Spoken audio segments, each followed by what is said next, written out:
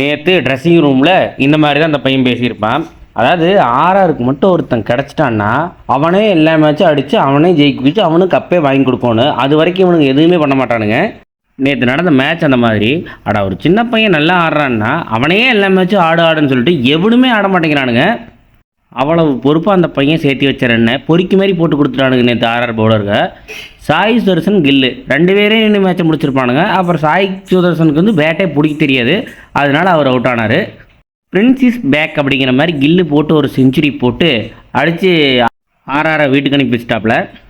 Final அகமதாபாத்தில் ஆர்சிபியோட எனக்கு தெரிஞ்சு கிளையிலேருந்து இருக்க போகுது மேட்ச்சு. எது எப்படியோ யார் என்ன பண்ணாலும் சரி சூரியவன்ஷி தாயா. அடுத்த வருஷமாவது யாராவது அந்த பையன் கூட சேர்ந்து ஆடினா பரவாயில்ல.